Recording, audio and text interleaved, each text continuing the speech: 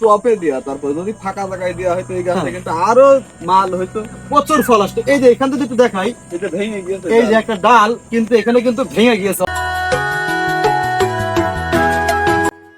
আসসালামু আলাইকুম, সবাইকে জানাই শুভেচ্ছা অভিনন্দন। দর্শক, আজকে একটি আপডেট ভিডিও নিয়ে আপনাদের সামনে হাজির হয়েছে। আজকে এক নতুন কৃষকের সাথে আপনাদের পরিচয় করিয়ে দিব, সেটা হচ্ছে আমাদের মমিন। মমিন কিন্তু এর আগেও আমাদের নার্সারি থেকে মালটার চারা, কমলার চারা, দার্জিলিং কমলা সহ আরো পেয়ারার চারা কিন্তু সে আমাদের কাছ থেকে নিয়েছে। তো আজকে সে আবারও এসছে আমাদের নার্সারিতে। কেন আসছে আর কি কি চারা নিবে, চলুন তার মুখ থেকে শুনি। আচ্ছা, আপনি আজকে কি কি চারা নেবেন আমাদের কাছ থেকে যদি একটু বলতেন। আমি পেয়ারা চারা নেবো আর চায়না কমলা চারা নেবো। এই চায়না কমলা চারার খুব গেট আপ। আচ্ছা, চায়না কমলা চারাগুলো দেখে কেমন লাগতেছে? খুব ভালো লাগতেছে আমার।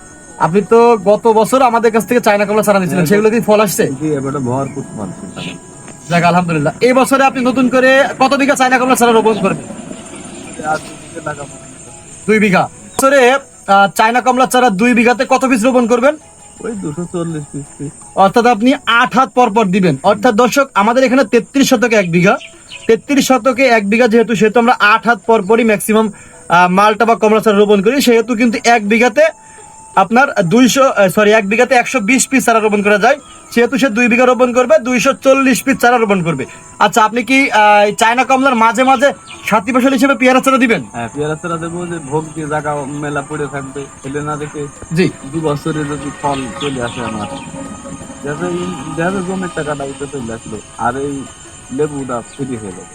এটা কিন্তু একটা বেস্ট মানে কি বলা যায়, একটা সুন্দর একটি আইডিয়া বলা যায়। কেননা অনেকে কিন্তু জানে না, অনেকেই চায়না কমলা চারা রোপণ করে রাখি। আমি যতদূর সম্ভব আমি বলে দিই আপনাকে, এই চায়না কমলা চারাটা যদি আপনি এই বছর রোপণ করেন, তাহলে আগামী বছর কিন্তু কিছু কিছু গাছে ফল পাবেন, ভরপুর না। 2 বছর পর থেকে এই সেম গাছে কিন্তু আপনারা ভরপুর ফল পাবেন। তার ভিতরে মমিন যেমন বলছে যে মাঝখান দিয়ে সে পেয়ারা চারা রোপণ করবে। অর্থাৎ আপনারা জানেন যে পেয়ারা চারা কিন্তু 6 মাস পর থেকেই বিক্রি করা যায় পেয়ারা। সেহেতু 2 বছরে কিন্তু সেখান থেকে হিউজ পরিমাণ একটি পেয়ারা থেকে কিন্তু সে বেকআপ পাবে। যেটা সে বললো যে আমার জমির খরচটা চলে আসবে, সে কিন্তু ভালো একটা আইডিয়ার কথা বলেছে। যারা আপনারা অল্প পরিসরে বা হিউজ পরিসরে শুরু করতে চান, তারা কিন্তু এই আইডিয়াটা ফলো করতে পারেন। সাথী ফসল যে চায়না কমলা চারা সে রোপণ করবে, পাশাপাশি কিন্তু সে পেয়ারা চারা রোপণ করতে চাচ্ছে, যার কারণে পেয়ারা থেকে কিন্তু তার জমির খরচটা চলে আসবে এবং এই চায়না কমলার যে খরচ, এটা কিন্তু ফ্রি হয়ে যাবে। তো সেটা কিন্তু সে সুন্দর একটা আইডিয়া নিয়েছে। আচ্ছা, আর কিছুক্ষণ আপনার সাথে কথা বলবো, তারপর আমরা ভিডিওটি শেষ করে দিব। তাহলে আপনি এবছর 2 বিঘাতে শুরু করতে চাচ্ছেন? তাহলে আমাদের চারা নার্সারিতে দেখে আপনার কেমন লাগছে? আমাদের গেটার চারাগুলো দেখে খুব ভালো লাগবে। খুবই সুন্দর চারা, খুবই সুন্দর গেটাপের চারা। এই চারা লাগালে আপনার অল্প দিনের ভিতরে ঝাপ ফল হয়ে যাবে। জি, এবং হচ্ছে মানে সার কম লাগবে এই চারাটাই। জি জি জি। আবার মনে করেন যে অল্প কিছু দিনের মধ্যে ফলও আসবে। এটা দর্শকদের একটু না বললে বুঝতে পারবেন। দর্শক দেখেন, ছোট্ট একটি গাছ, এই গাছটায় কতগুলো ব্রাঞ্চ দেখেন, 1 2 3 4 5 6 7 8 9 10 11 12 13 14 15 16।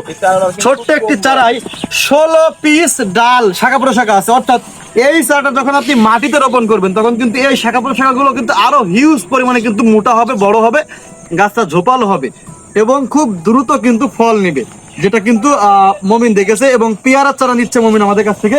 পেয়ারা চারাগুলো কিন্তু আজকে আমরা দেখাই দিব। তো পেয়ারা চারাগুলো কেমন, এইগুলো কিন্তু 12 মাসি মিশরি পেয়ারা চারা, যেগুলো কিন্তু প্রত্যেকটাই এখন কিন্তু রোপণের উপযুক্ত। দেখেন দর্শক, কত সুন্দর ফ্রেশ চারা। এই চারাগুলো কিন্তু এখন প্রত্যেকটা কিন্তু রোপণের উপযুক্ত চারা, যেগুলো কিন্তু আপনারা যারা চাষ শুরু করতে চান, তারা কিন্তু সাথী ফসল হিসেবে এই রকমের কমলা বা মালটার ভিতরে কিন্তু আপনারা কিন্তু এই চারাগুলো কিন্তু রোপণ করতে পারেন।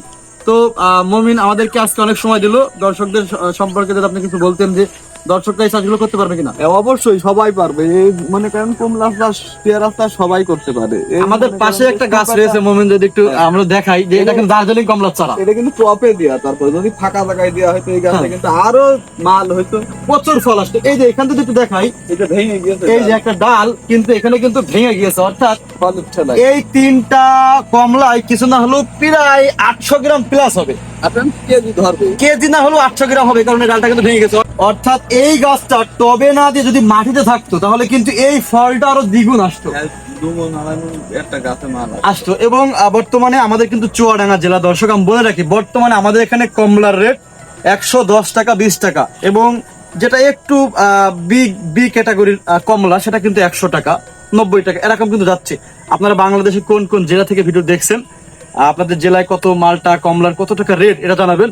এবং বাড়িওয়ান পয়সা মালটার যে ফল এগুলো কিন্তু আমরা বাজার থেকে আজকে বিক্রি করেছি 68 টাকা কেজি দরে, অর্থাৎ আজকে নভেম্বর মাসের 14 তারিখ, আজকে কিন্তু আমরা 68 টাকা কেজি দরে কিন্তু বিক্রি করেছি। 68+70 হ্যাঁ 68-70 টাকা কেজি দরে কিন্তু বিক্রি করছি এ ক্যাটাগরি বি ক্যাটাগরির মাল।